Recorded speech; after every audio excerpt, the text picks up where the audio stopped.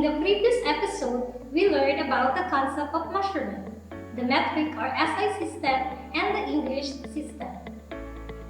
We also learned about the 7 commonly used measuring quantities, such as length, mass, volume and capacity, time, temperature, angle, and the rate.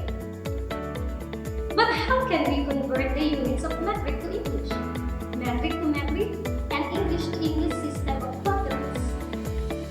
To answer this, let us convert each unit to other units by solving problems.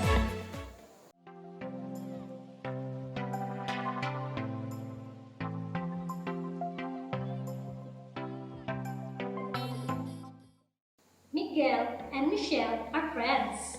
Miguel's home is 3 kilometers far from the school, while Michelle's home is 2,500 meters away from the school. Which home is located nearer to the school? What will you do to solve the problem? Right, using conversion. One unit of measure can be expressed in another unit of measure. It can be from smaller unit to bigger unit or vice versa. It can also be from metric unit or English unit. This method is called conversion. Let's take a look for the table of metric unit. In converting smaller unit to bigger unit, divide the given by the corresponding powers of 10. While from bigger to smaller unit, multiply the given by the powers of 10. So, back to our problem, which home is located near the school? The answer is Michelle's home. Solution. There are 2 ways to answer the problem.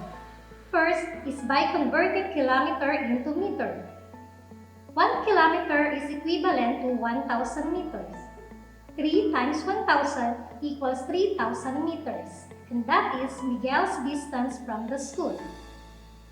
On the other hand, we can also answer this by converting meters to kilometers.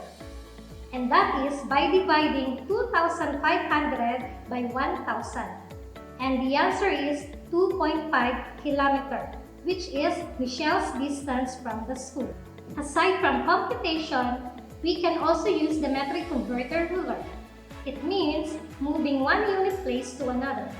Example, convert 1 kilometer into centimeter. Solution. Moving kilometer to centimeter needs 5 movements to the right. Thus, adding 5 zeros to the right of 1 to indicate places of units. Therefore, 1 kilometer equals 100,000 centimeters. Same with converting 360 centimeter into decameter. Moving centimeter to decameter needs 3 movements to the left. Thus, 360 centimeter is equal to 0.36 decameter. Take a look at this equivalent of converting length. Let's have these examples. What is 4.2 inches in centimeter? Solution. 1 inch is equal to 2.54 centimeter. Therefore, 4.2 inches times 2.54 equals 10.67 centimeter. Number 2 example. 3 yards of ribbon will be cut into 7 equal pieces. How long in centimeters is each piece? Solution. Convert 3 yards into centimeters. Since 1 yard equals 91.4 centimeter. Then, 3 yards equals 3 times 91.4 equals 274.2 centimeters. Now, 274.2 will be divided into 7 equal parts, which is 39.17 centimeters. Take a look at this equivalent in converting capacity. Example. How many liters is 16 cups of milk? Solution. Since 1 cup equals 0.28 liter, then 16 cups equals 16 times 0.28 equals 4.48 liters. In converting Fahrenheit to Celsius, this is the formula. Degrees Celsius equals 5/9 times the quantity of Fahrenheit minus 32.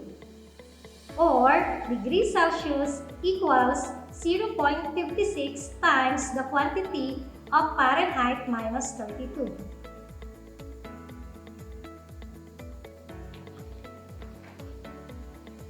In converting Celsius to Fahrenheit, the formula is degree Fahrenheit equals 9/5 times Celsius plus 32, or degree Fahrenheit equals 1.8 times degree Celsius plus 32. And in converting Kelvin, K equals degree Celsius plus 273. In Celsius to Fahrenheit, the normal body temperature is 37 degrees Celsius. What is the equivalent in degree Fahrenheit? Solution: 1.8 times 37 plus 32 equals 66.6 plus 32, which is 98.6 degree Fahrenheit. And for Kelvin, convert 37 degrees Celsius to K. Solution: 37 plus 273, which is 310. This is the table in converting time. Example: Joy recorded a song for 140 minutes. How many hours did she spend in recording the song? Solution: 60 minutes equals 1 hour. Therefore, 140 minutes divided by 60 minutes equals 2.33. To measure angle, we use protractor. Angle can be named using the letter assigned to the vertex. However, there are several angles with the same vertex. You will use the 3 letters in naming the angle. In the figure, we can name it as angle FAE, angle DAB, angle BAE, and more. Can you give another names of the angle? These are the different kinds of angles based on its angle measurement. Let us apply what you have learned in this lesson. Convert to the indicated unit of measure. Identify the following as an acute angle, right angle, or obtuse angle. Please do not forget to subscribe to our YouTube channel, Math Cycle, like the videos, and hit the bell button for updates. I hope you learned in today's lesson. On the next episode, we will translate mathematical into verbal phrase. This is Ma'am Normita B. Arca, your math teacher. See you all next time.